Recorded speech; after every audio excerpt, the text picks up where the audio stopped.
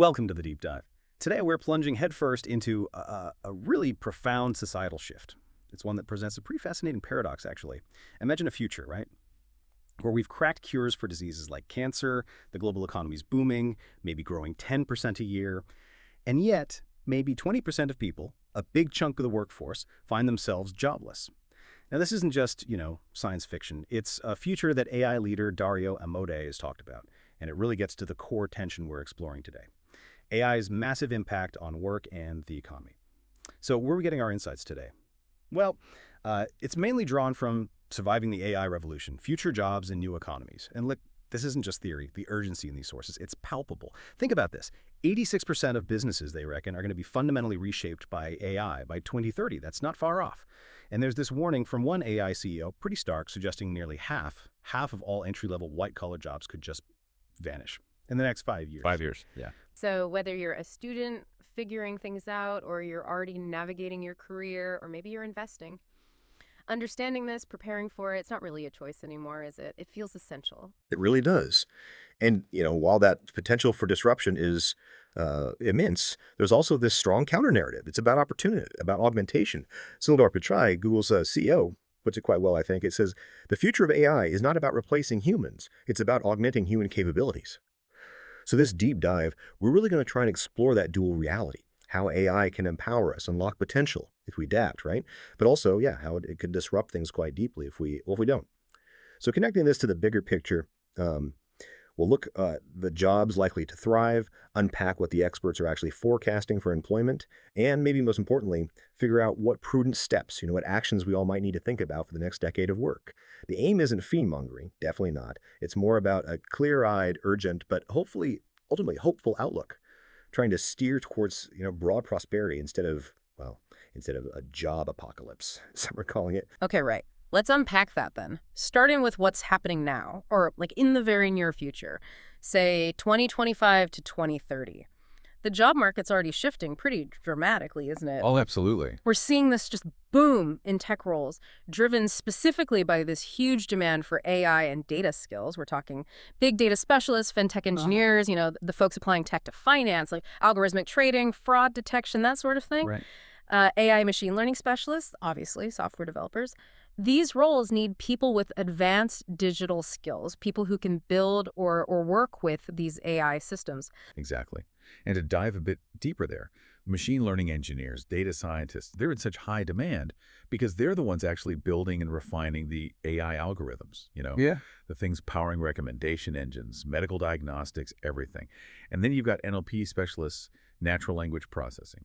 They're not just teaching machines our language, but getting them to understand context, sentiment, even subtlety. It's pretty complex stuff. But it's not just refining old roles. What's really intriguing, I think, is the emergence of totally new critical positions. Like what kind of roles? Well, think about AI ethics specialists. As AI gets more powerful, makes more decisions, ensuring fairness, transparency, accountability, that's huge. So these specialists are vital for setting guidelines, auditing AI systems, trying to prevent bias or, unintended harm. And then there are AI trainers, people actually fine-tuning these complex models, making sure they work precisely as needed, often feeding them specific data or feedback.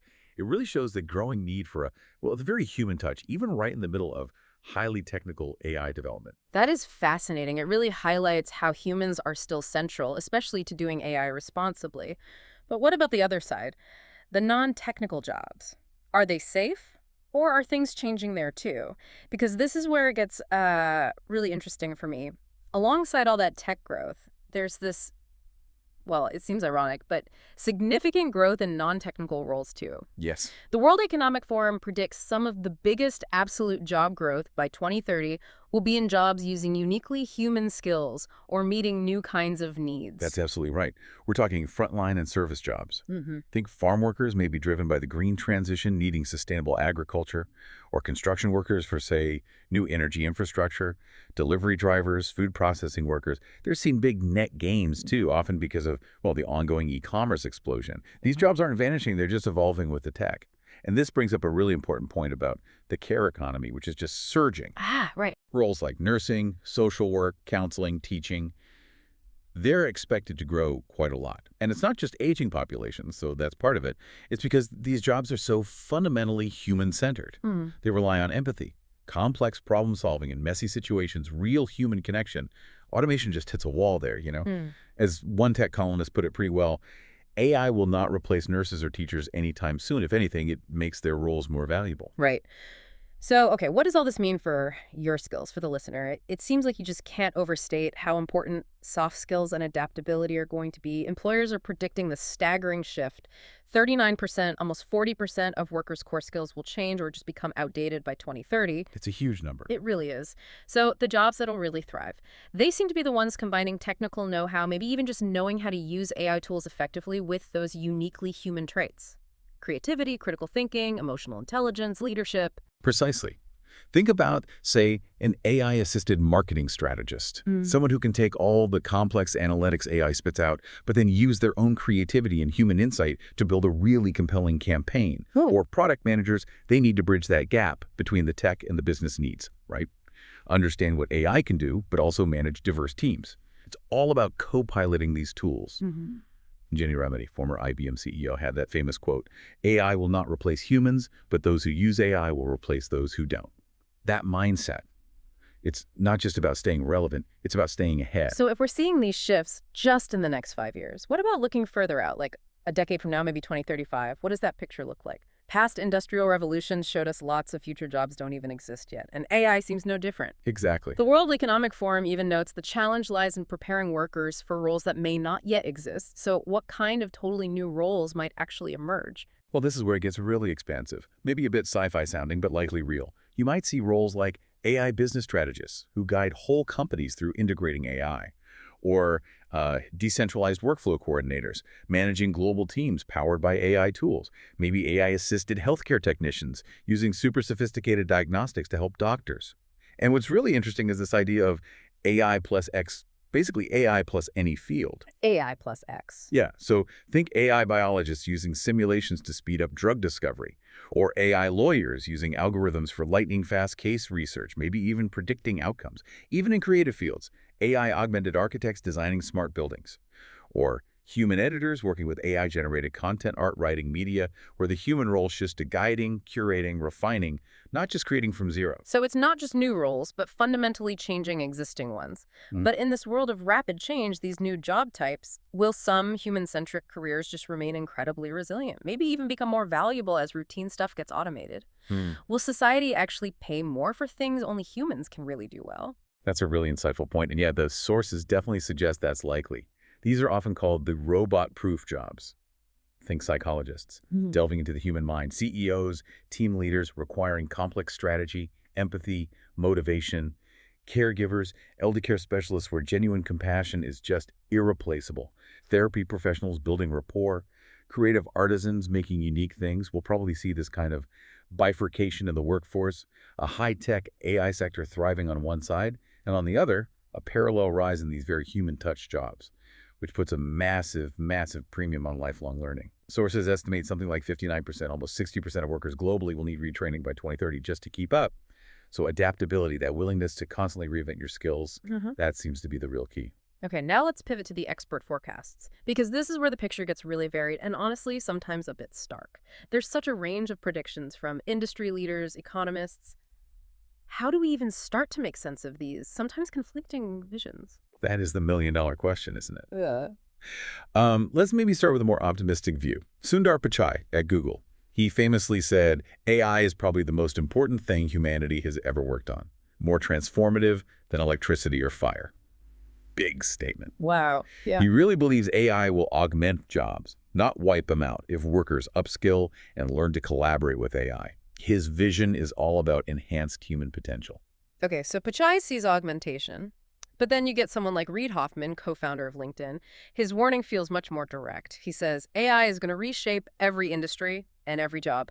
Full stop. Yeah, no exceptions in his view. Right. He emphasizes no profession is immune. From farming to finance to art, it's going to change how work is done. And his advice is pretty clear.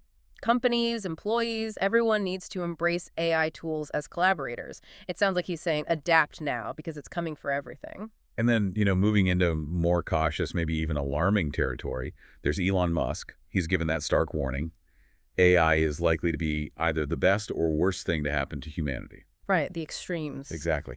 He's voiced real fears about unchecked AI just devastating the job market. And he's even floated ideas like universal basic income to cope with potential mass unemployment. His comments really tap into a widespread anxiety, I think. And Dario Amodei, the Anthropic CEO we mentioned earlier, he offers one of the most urgent, maybe blunt wake-up calls. He basically says we need to stop sugarcoating the risks.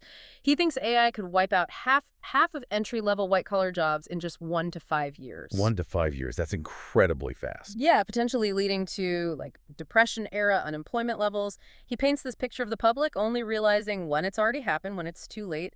His goal seems to be just prompting immediate action, immediate preparation. Amodei's view is particularly sharp because he's focused on the speed of the change, especially for those white-collar roles. He's saying, look, augmentation is possible, yes, but the transition, it could be brutal and incredibly fast if we aren't ready.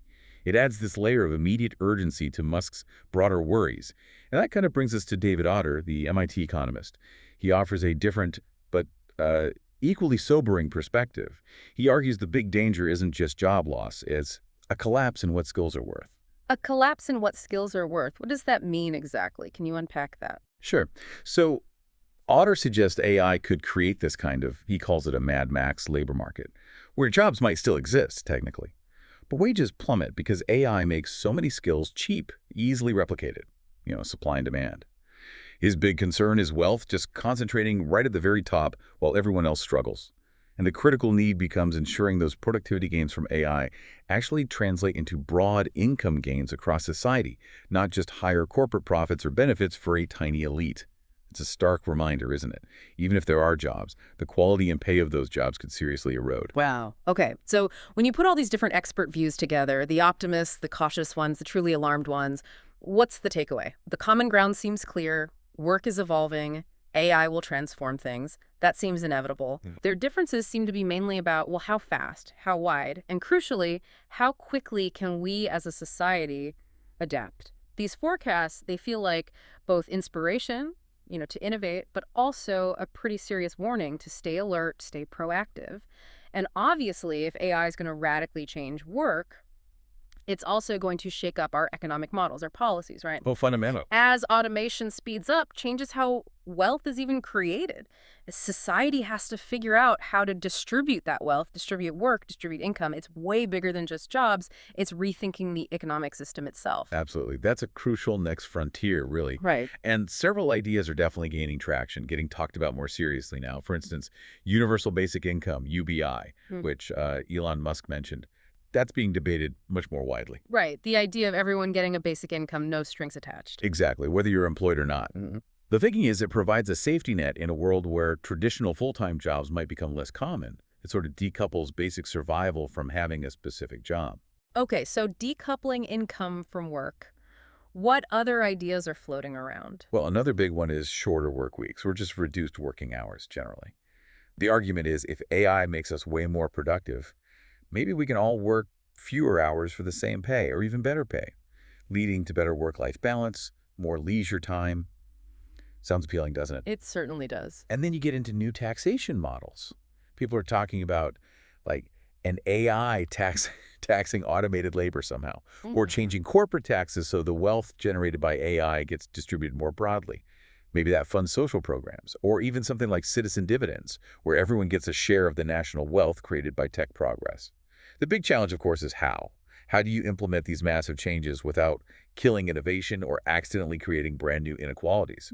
But it just highlights that we need a really big society-wide conversation about what kind of future we actually want. We have covered a lot of ground today in this deep dive. From the jobs booming right now to the future possibilities, some exciting, some a bit daunting, to hearing those really diverse, sometimes conflicting expert forecasts, and even touching on how our whole economic system might need to shift. Yeah, and if we connect all that back to the bigger picture, it feels clear the future of work isn't really about AI just replacing humans wholesale. It's much more about this profound shift in what skills end up being valued, how we collaborate with these intelligent systems, and maybe even how we define economic well-being itself, which, really makes you ask, are we as a society really preparing for this augmentation?